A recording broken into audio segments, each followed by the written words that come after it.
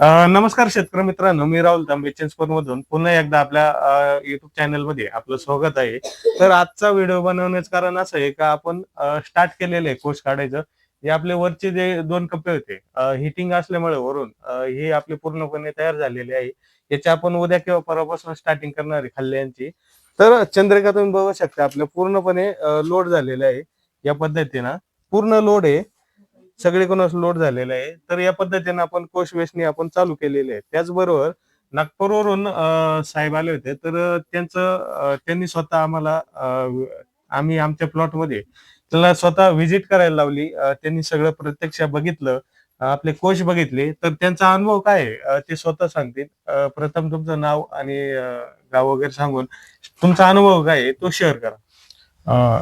मेरा नाम नितिन पराटकर है और मैं नागपुर से हूँ। एक्चुअल में मैंने ये पहले वीडियो देखा था और वीडियो में इनका खेती करने का तरीका देखा, सिल्क फार्मिंग का, और वही सब देख के मैं यहाँ पे आया। और शुरुआत से मैं वीडियो देख रहा हूँ कि क्या क्या कर रहे हैं, कैसे कैसे इन्होंने स्टार्ट किया, सारी चीजें मैंने देखी। बट जो बाकी किसान जो करते हैं और इसमें बहुत फर्क दिखा। और मेन क्या है कि जो क्वालिटी है, ये क्वालिटी मैंने नर्सरी में भी जाके देखी और बाकी मंडियों में जाके देखा, तो इसकी क्वालिटी भी बहुत अच्छी आई है।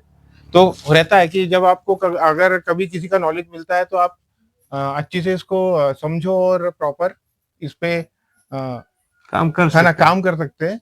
क्योंकि क्या होता है कि अभी अभी मेरा फर्स्ट टाइम है तो मैं थोड़ा अच्छे से बता नहीं पा रहा हूँ, लेकिन जो क्वालिटी है ये किसान की मेहनत बताती है कि किस तरीके से इन्होंने काम किया है। तो क्वालिटी बहुत अच्छी है और ऐसा ही आपको काम करना है। और नर्सरी भी बहुत अच्छी इनकी बनी है ना। तो इनका यांचा जे एक्सपिरियन्स आहे इथे आल्यानंतर त्यांनी स्वतः आपलं सेट जुनं आहे एक 2016-17 मधलं आहे. आपलं स्ट्रक्चर जे आहे जुन्या पद्धतीने होतंय तर त्याच पद्धतीने आहे. पण आम्ही माल काढताना एकदम चांगला आणि मालाची साईज ही पण डिपेंड करते. आपण त्यावरती बॅच मध्ये कसं काम करतो हे पण त्यावरती डिपेंड असतं. आपण काम जर चांगलं केलं 100% जर वेळ देऊन जर केलं तर 100% हे बॅच सक्सेस होत असतात. आता ह्या बॅच मध्ये आपला बीडला मार्केटला किंवा नंतर बीड किंवा बारामतीला आपण मार्केटमध्ये कोश नेल्यानंतर आपण त्याचं तर पावती टाकणारच आहे कशी आणि कशा पद्धतीत आपण याचं नियोजन केलं होतं आणि किती पैसे आले हे तर टाकणारच आहे. तर या पद्धतीने आपल्याला नियोजन करून आपल्याला कोशाची साईज आणि ग्रेडिंग आपल्याला हे जर सगळं कळलं तर आपण 100% रेशीम शेतीतून आपण पैसे 100% कमवू शकतो. आणि तर याचबरोबर आपल्याला आजचा व्हिडिओ कसा वाटला ते पण ये कमेंट में करून सांगा. हाँ, और ये जो है ना, ये इसका वेट भी बहुत ज्यादा, मतलब अच्छा वेट में भरते आया है। ये कम से कम 1.5 किलो के आसपास, 1 से 1.5 किलो हाँ, आसपास रहेगा। का वेट रहेगा। क्वालिटी भी समझ में आती है, वीडियो में भी आपको दिख रहा होगा तो क्लियर ही हो जाएगा कि पूरा भरा हुआ है ये।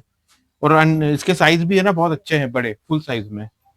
क्वालिटी दिखती है, खाली करने वाला हाँ, चाहिए. करने वाला चाहिए तो बहुत व्हिडिओ अच्छा बघून बनेगा। पण बऱ्याच शेतकऱ्यांनी फोटो त्यांचे बॅचने गेलेले जे हे असतात पावत्या ते पण टाकलेले असतात. व्हिडिओ बघून पण आपल्याला 100% बॅच पण काढता येते.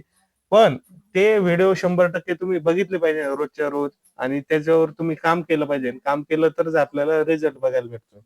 तर या पद्धतीने आपण ग्रेडिंग करून जे चांगले कोश असतात ते आपण सेपरेट काढत असतो.